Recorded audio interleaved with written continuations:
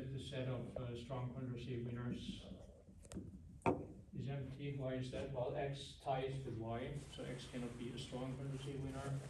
The same reason Y cannot be a strong Condorcet winner. Z is beaten by X, W is beaten by Y, they can't be winners either. But there are a couple of intermediate Condorcet winners, and these are X and Y, right? They tie, X beats Z, X beats W, Y ties with Z, but Y beats W. So we have two intermediate Condorcet winners. So far so good. What we wanted to do next was to see, well, what kind of properties do these sets have? And it is phrased like this, it is not immediately obvious how we define a property of a property, so to speak, of a consistency property. And that's where the notion of a so-called social choice function defined on a limited domain comes into play. We can define intermediate Condorcet winners as the social choice function that's defined on the restricted domain where these things exist. Very simple. So our domain for intermediate Condorcet winners is just a set of all pairs R and S such that the set of intermediate Condorcet winners in R and S is non-empty. And then we can think of intermediate Condorcet winners, this function as a choice function defined on this one. Now, we wanted to look at the properties, or some properties of this choice function on a restricted domain. And the properties we chose were ones that were already around in the literature and that we thought are reasonably appropriate for the role of this choice function as a principle that tells us if we have somebody in this set, this candidate should actually be chosen. One obvious candidate, for us at least, is the exclusion of dominated candidates. If a candidate is dominated in the sense that there is another feasible candidate that is strictly preferred by everyone, by all voters, then the dominated candidate should not be chosen. So that's the property of exclusion of dominated candidates. And it says if you pick any pair in the domain of our choice function, any candidate that is in the feasible set for this pair, if there exists a candidate in the feasible set such that this candidate is preferred to W by all voters, then W should not appear in the choice set.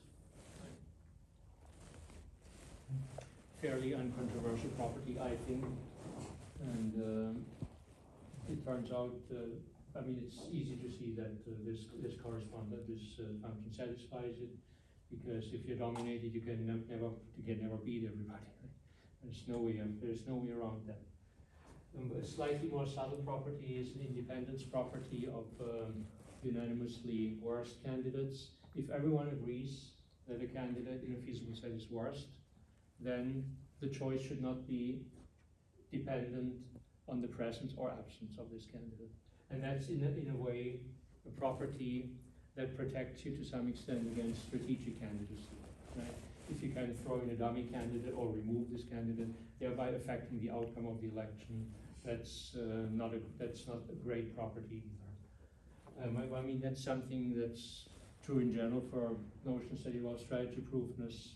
We already know that most social choice procedures are vulnerable to strategic behavior, but that would be one way of ameliorating this problem in a specific fashion, again, through strategic candidacy. So that's the independence, what we call independence of unanimously worst candidates.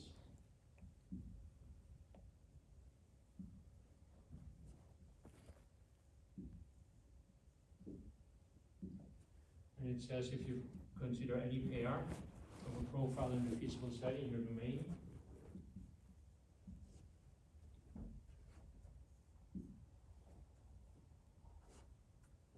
Consider a candidate W that's in the universal set, but not in the set under consideration.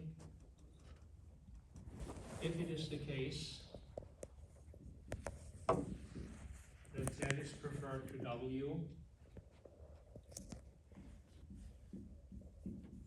for all candidates in the original feasible set, and for all voters I in N, then adding W to the feasible set should not change anything. That is, the choice that we get for this profile from the feasible set that results from adding W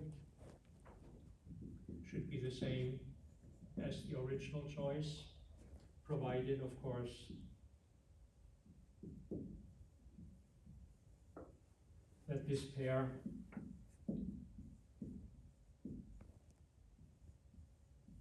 is in your domain in the first place.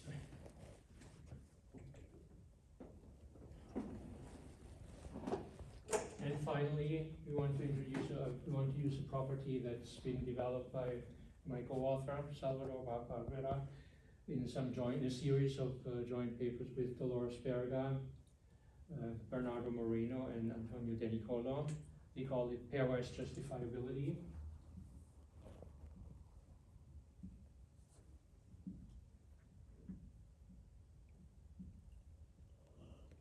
And that's now a property that works across different profiles. Right? This was fixed profile, fixed feasible set of candidates.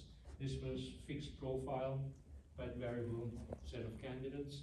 And this one is a property that works across different profiles. The idea is basically, if you start out with a given feasible set and a profile, the candidate is selected for this profile in this feasible set.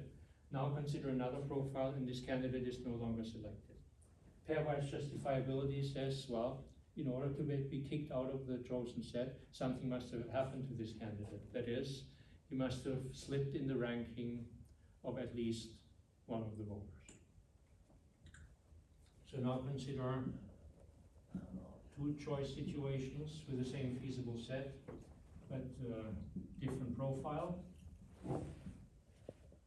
Consider a candidate X that is chosen for the profile R from the feasible set S.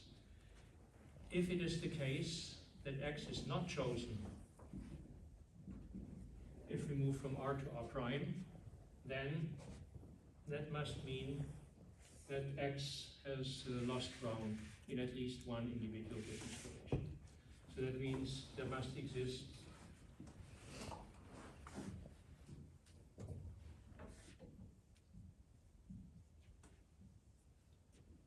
the candidate in S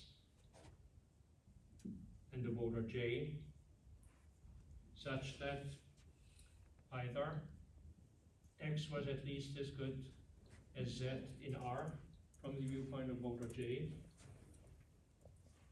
but it is not the case that X is at least as good as Z for this voter in the new profile. Or what has to have happened is that X was better than Z from the viewpoint of J, and this is no longer the case in the new profile. Basically, it says is if you're removed from the set, from the chosen set, something must have happened to you, not to others, but to you. You must have lost ground somewhere.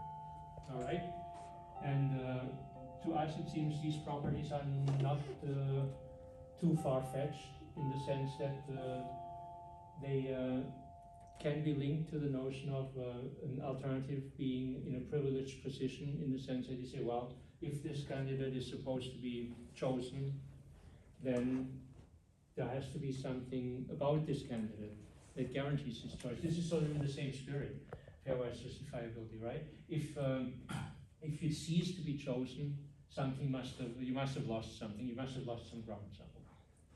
Well, it turns out for our proposal for intermediate one, Is it same for the masking mode machine? Little bit different. it's a bit different, but well, of course, it's a family resemblance. Yeah. Yeah.